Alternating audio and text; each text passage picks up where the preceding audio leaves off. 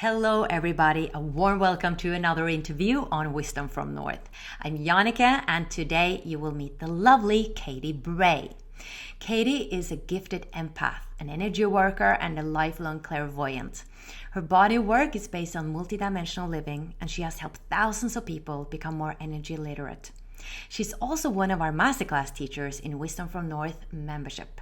And we are currently open for enrollment now in April 2020. And I'd love for you to join us. You can read all about it in the link below. I also like to share another opportunity. During these times, we wanted to be of more support, so we put up this project called From Crisis to Possibility, where different teachers that we work with have different live classes. Now on Monday, April 13th, Katy will have her live class called Healing Through Crisis. Here you have the possibility to ask your questions directly to Katy. You will also learn techniques on how to advance your soul, how to expand your psychomagnetic field, and how to soothe the anxiety that you might be feeling right now. And Katy will also map out her perspectives on the spiritual meaning of COVID-19. And I'm very sure that you will leave this class feeling more empowered and nurtured and hopeful. And I'd love for you to join. All the information is in the link below. Now, let's meet Katy. Hello, Katy. A warm welcome. How are you today? I'm good. How are you, Jannike? I'm good. Even though it's Easter and we're not able to see, so many people. So these are really strange times, as you are experiencing too. And are you still inside your home, or are you able to go outside these days? No, we're in our home. We can only go to the grocery store. We have to wear masks when we leave the house. And they're talking about only allowing one family member out of the house at one time. So yeah, very interesting times. Yes. And I got to say, I really love working with you, Katy, because you always have new information to bring to the table that is really valuable for me and for so many people. Thank you. I've been watching some of your videos lately, and this is vast information. You have so much information, and I wanted to speak a little bit about, the spiritual perspectives of the coronavirus today as well. And also, I wanted to ask you this big question about whether there are any accidents, because now we see many people are going over to the other side. And the interesting perspective or question becomes is there a purpose behind it, where they're supposed to pass on? And for me, it's personal right now as well. My grandmother just got corona and is 94. And part of me feels that she was kind of destined to have it. But we'll get into it. But before we start moving into speaking about the 6th and 7th chakra, because that's what you've been addressing lately, how these times is reflected by these chakras. How do you actually receive this information? Is it kind of a download? Is it something you are seeing, hearing, or other ways that you're perceiving this information, just so people know where this is coming from? Sure. Well, so there's sort of a couple of different answers to that question, actually. And one of them is, particularly when I'm talking about how the 6th and 7th chakra are really relevant right now, where I'm sort of calling this the 6th and 7th chakra eras, that we're in right now, comes from a larger body of work that I started working on unbeknownst to me about 14, 15 years ago, when I started working professionally with people. So I've always been a channel, I've always been multisensory, and I've always just tuned in naturally to what is on the other side. So, as I have been developing this body of work that I call energy architecture, something that I've already been looking at for some time now is how, not just individually, how we progress and move into our spiritual ascension and how that looks within our own energy body and our own energy field. I also look at it on the larger global scale. So that's something that I've been doing for quite a while. And so it's actually quite natural for me as we've come into this time. I've been saying for a long time, or for several years now, that we've really been in a very much of a sixth chakra experience. And we can talk a little bit more about that if you want. And so as this virus has hit, it became very clear to me that, okay, wait a minute. This is us moving into the seventh chakra. So this has been a work in progress. And being multisensory, I get my information in a lot of different ways. But this in particular really has been ongoing for me. It didn't just sort of happen because of the virus. And is it then a kind of download, or that you just know it in a way? Yeah, so it starts as a download where it literally feels like it just drops into my energy system. But once I feel that dropping in, I actually start to see it. So I start to see the lines of energy that are making all of these different connections. So, and then I will get some physical sensations around it, but it's ultimately this download. I feel it drop, and then it becomes something that I see clairvoyantly. And you also give sessions to people, and I've had a session with you, or several sessions with you. So is it like you see right into the aura in a sense, and you see the story of the person there and the patterns, like you see it visibly in a way? I do, yeah. So when I work with people individually, I get a lot of information from their eighth chakra, which has a lot of information about what this particular lifetime is about. And so as we're working together, I will look into each individual chakra and I'll see where the different lines of energy are moving, what stories are still in there energetically, and in particular chakras, what energy patterns, what emotional patterns, what some of the energy dynamics are that keep people, maybe doing the same things despite what they know intellectually, even if they're not getting the results that they want. But again, I see that on the more global scale too, because I do believe we are all sort of this microcosm for the greater macrocosm, and what we feel and experience individually is a part of the larger landscape.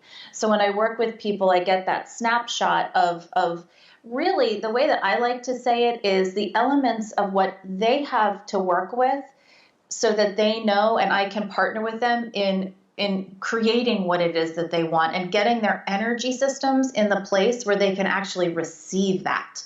Because it's one thing to want things, it's another thing to have, it's like having fertile soil in the garden. It's another thing to have our energy in a place where we can actually manifest our highest destiny and really be available to receive it. Yeah. And I told everybody or on YouTube here on my channel, if you watch my video, that I had a really hard time in January. You can watch that video on my channel. And it was like this total chaos inside, that I felt that I couldn't... I was 1,000 parts. That's how I felt like. And I reached out to you, and it was so healing to me. I got so much clarity, and it resonated so much what you said, that you're going through a huge initiation. Yeah. And then shortly after, the coronavirus happened. And, now it seems like we're all going through a big initiation. We absolutely are. And one of the things that I want to say about you specifically, obviously without getting into your private world, but because you are like on the front lines of the spiritual movement, and you are a pioneer in that area, for you to have been feeling that initiation, to have that really sixth chakra experience is how I would describe it, was important, because you are consistently ahead of the masses. That's part of your role. And so the fact that you were feeling it just before it really hit the world in a bigger way, because obviously it was already sort of there, but it had not hit where we are now, but your energy system was preparing for it ahead of time so that you could be one of the people who was bringing in the higher information, and that your system was ready to do that. So there's no mistake that you were going through that just before the world did. Yeah, I mean, it makes so much sense what you're saying, because in the video, I promised everybody that I was like, I'm going to go deep into this. I'm going to do more interviews now. And I reached out to different teachers, and I'm making a lot of videos about this. And we put up, the project From Crisis to Possibility with your class on Monday.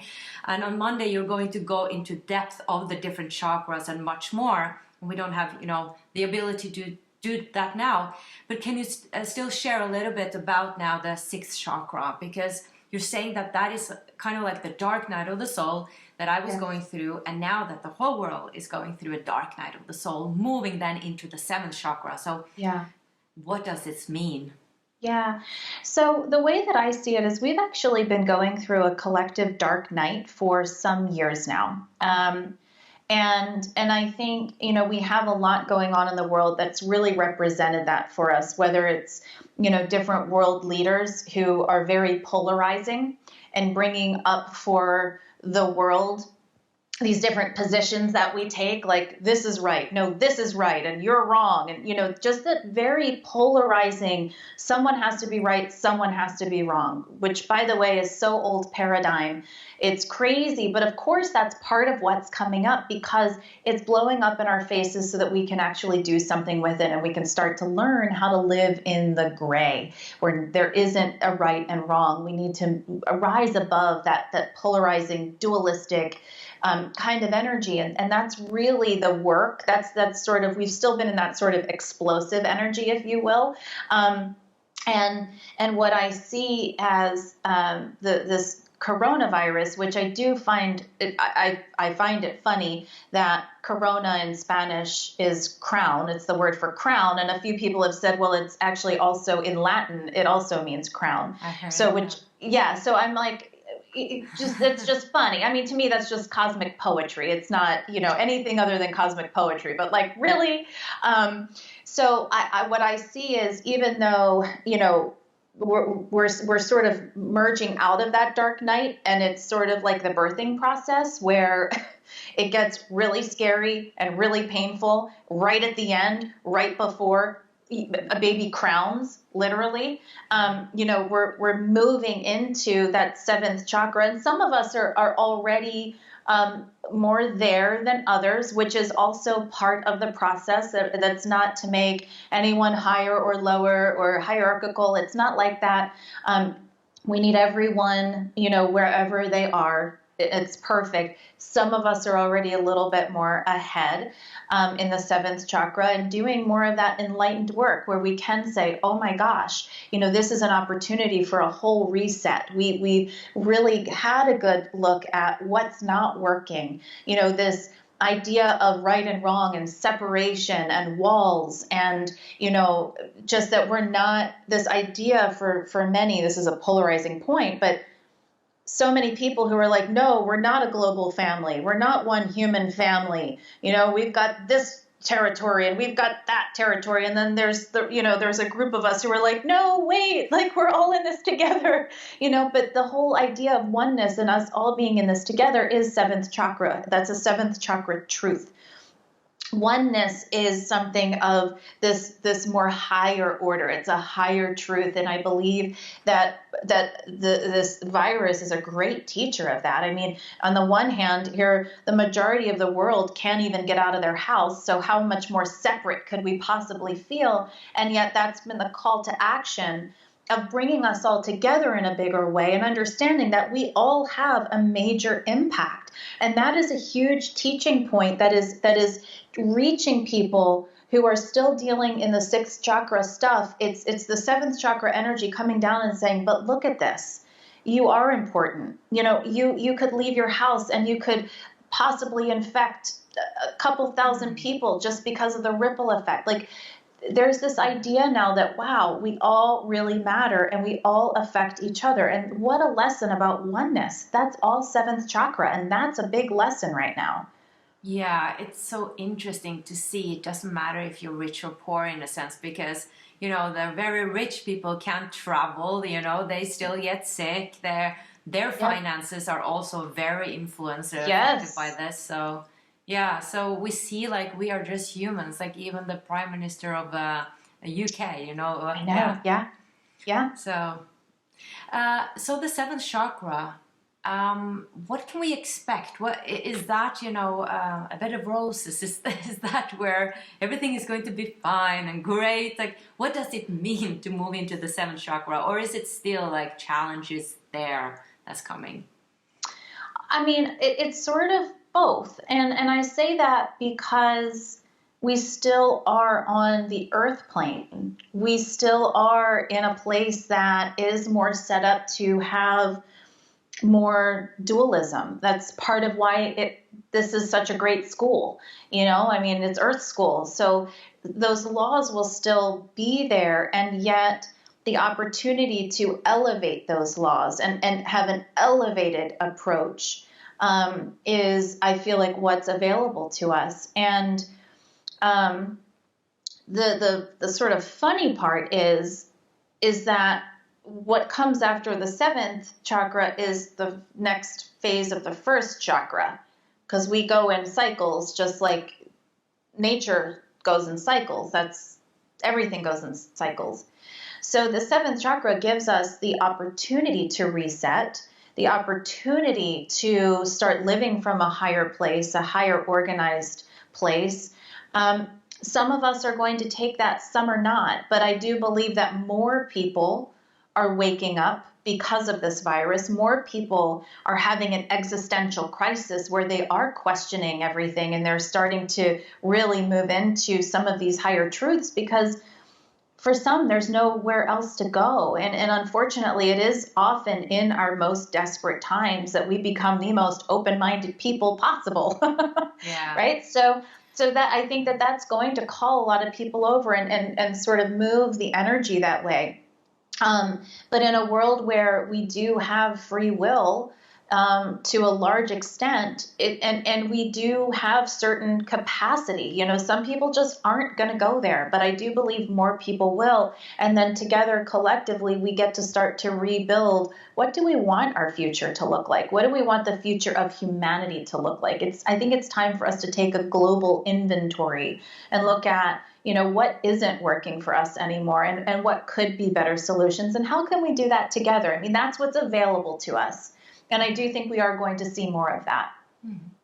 And you mentioned that we're then moving into the first chakra again after the seventh. That's not like a step back, right? Or we're constantly like expanding in a sense. Exactly. Yeah. Yeah, exactly. No, it's definitely a step forward, because again, since we're always going in cycles, and let me say this first, it's not to say that the seventh chakra work isn't hugely important, but similar to our own chakra system, the vibration is much lower in the first chakra, for example. It runs slower.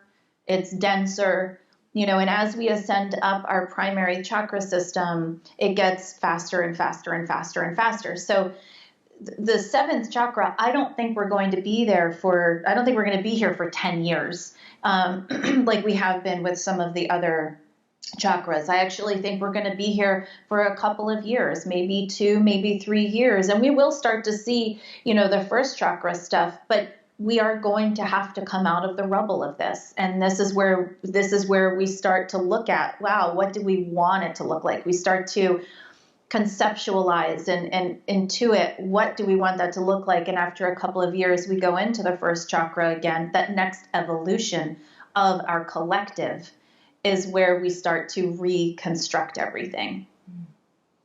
Yeah, I think that's the thing, that the realization of how powerful each individual is. Like you said, that one person can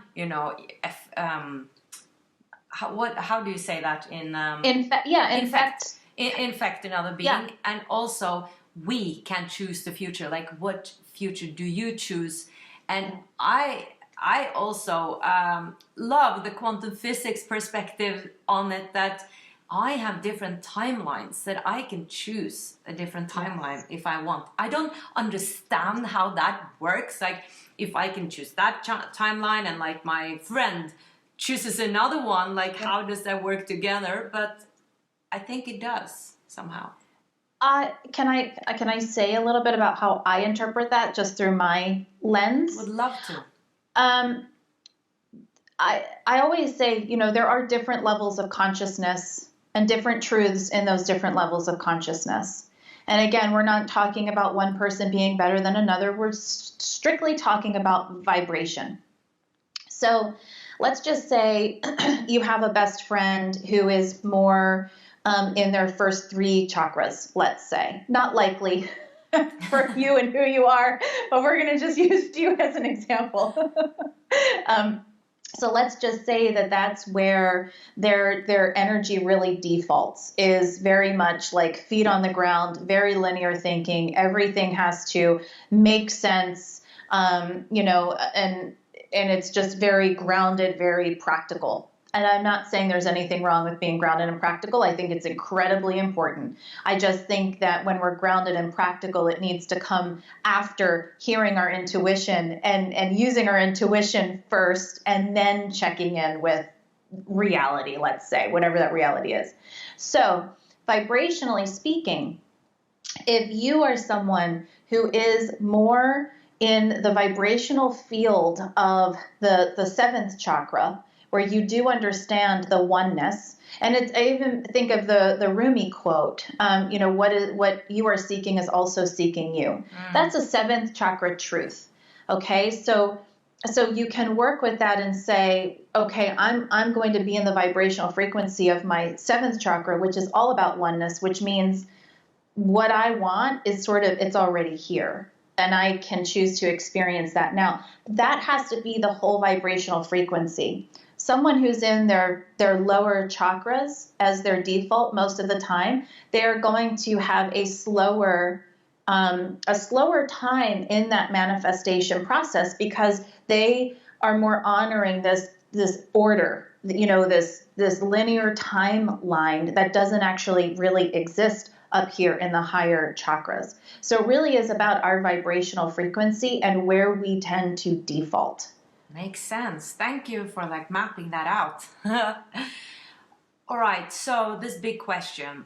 A lot of people are going over to the other side now. We see that COVID-19 is not a normal flu, even though the flu also, kills many people every year. My grandmother just got it.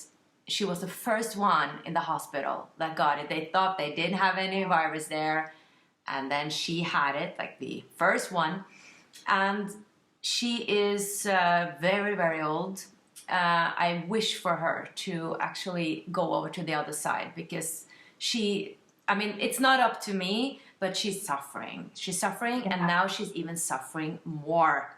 And I feel that this was not a coincidence. It was almost of course she got it. She was the one. Yeah. And I just want to say that we couldn't meet her. Of course, we're not allowed to, which was heartbreaking. Yeah. But FaceTime, thank you to FaceTime, I was able to FaceTime with her, and she looked like an angel. So are there any accidents, the people who are passing over to the other side? Is there some mistake in the universe? It wasn't supposed to happen, that person, got the corona. What is your perspective on this? So my experience of this has really remained true over the years and years just of my lifetime and just tuning in, that there is no such thing as accidents, and there is not one thing that's out of place. And the things that we experience like this, like getting a virus like this, particularly if it's one that's going to take us out, or even if it's not, there's no accident. That particularly those who are dealing with it are some of our greatest teachers right now. They are the ones who, on a soul level, at some point said, I'm willing to be a part of this global lesson in this way. And I do have a loved one who crossed over. There's someone that I know who crossed over due to the virus, and he and I have checked in a little bit, and he really validated that for me. And he almost has felt a sense of honor, because he understands that he is taking part in his way in this huge global awakening, this huge global lesson. So I really, gosh, if I could give one message, it would be my prayer is that people can take comfort that nothing happens without our soul's permission. Now, it might not be our personality. I think we really have to separate our personality from our soul, because I think our personalities might kick and scream at certain things, which I know I've been there. But on a soul level, we make these choices, and they're very sacred to our own journey, and oftentimes sacred to the journey of other people around us, whether it's our closest loved ones to, the world at large. Yeah, that resonates with me. What I'm afraid of with my grandmother, and I think many others can probably identify with this, is that, of course, I'm afraid that she's going to suffer right before she dies and then be lonely. That is a difficult thought for me, that she probably will pass over to the other side, having maybe pain, but I mean, she's getting a lot of drugs though, but I don't know, like being all alone, like without your family around you, then having pain. I'm a bit worried. How is that transition then to the other side? Will she be affected by it? Will people that die in pain and alone be affected by that immediately after when they pass over, like being confused and where am I and being in despair? And I don't know if you can answer this, but perhaps you have some perspectives. So, and again, yeah, I mean, I always say, like, I don't pretend to have all the answers in the universe. I only speak on things that I have enough experience in, where I've seen things consistently enough. And so from my experience, the only real times that I've seen people cross over and be super disoriented and go like, what just happened, is usually in a very traumatic, like shocking death, very quick, traumatic, that kind of situation. And they still have the opportunity to be soothed and guided from there. So that is available to them. When it comes to something like this, I would be shocked. In fact, I mean, I've never seen anything like it. That's how shocked I would be if someone like, say, in your grandmother's situation, was not totally comforted by loved ones who will reveal themselves prior to a passing. So oftentimes, and I think a lot of people have had these experiences or have loved ones who have. I mean, I know that I've been around. I used to volunteer at a hospice, and I was around with my grandparents when they passed and my father when he passed. And every single time, there were loved ones that showed up prior to the actual crossing. You saw that, or you? I saw that, and they saw that. My father, who really struggled with his relationship with God for a good part of his life, he wanted so much to be spiritual, and spirituality was a little bit easier for him. He sort of had a tough upbringing in his religion. And he was very afraid of dying because of this challenging relationship with God. And as he was lying on his deathbed, he was hours away from dying. He all of a sudden opened his eyes, which he hadn't done in days, and he went, oh, it's God, and it's good. And he closed his eyes, and that was the last thing that he said. Oh, my goodness. Wow. Yes. Beautiful, intense, powerful. And other people have those experiences too, whether it's God, whether it's loved ones that they hoped that they would see again, whether it's loved ones that they don't know from this lifetime, but their soul knows them because it's part of their soul group. We don't journey alone ever at any point. No one, if you're watching this, if you're alive right now, not one of us is actually alone.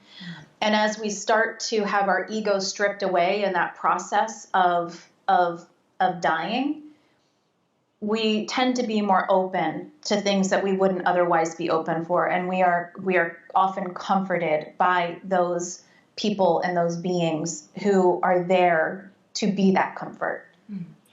Yeah, I've just been thinking about that old people when they are at hospitals and I don't know what you call it, in nursing homes or what, they sleep a lot. Like my grandmother sleeps all the time, and I think it's kind of this preparation to go. So it's kind of like she's not really here when she's awake. I think she's in this in-between state. Yeah, that often happens. Yeah. So back to there's no accidents.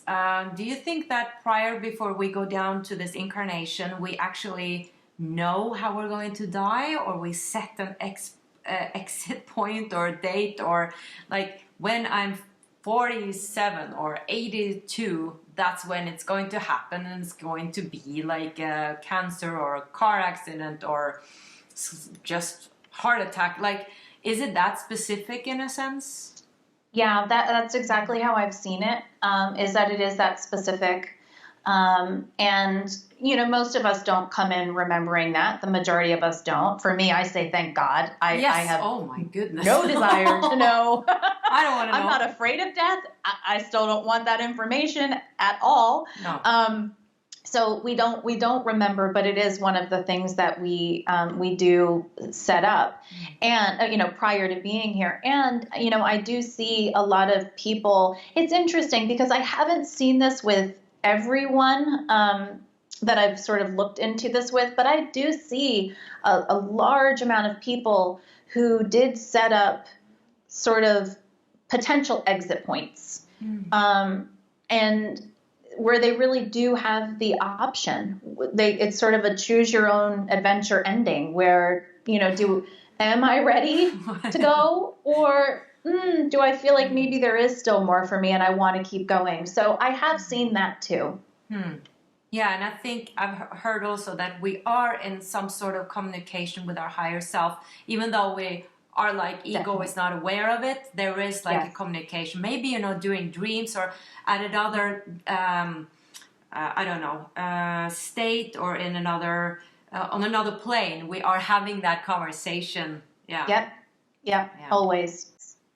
Well, thank you so much, Katy. I'm really excited about the class on Monday. Me too. Yeah, because people were so happy about the first class, and they also get a handout, and you're going to go in much more depth about also trauma, about the psychomagnetic field that was new to me, and how we can like raise that vibration, because I think sometimes we have to go deeper and have also like the possibility for people to ask questions. So I think these classes have been really helpful. So I'm excited about it, and so I'd love to see everybody there. Of course, I know that everybody can't be there live, but you can also get the replay if you're not able to see the whole thing or be there live as well. So, Katy, it's Easter. Have a wonderful Easter, and thank you so much for showing up. Yeah, thank you for having me. I love you, and I love us. I love our conversations all the time. Me too. And thank you so much for watching, everybody, and may you take care of yourself in these times. Much light from the US and Norway. Bye-bye.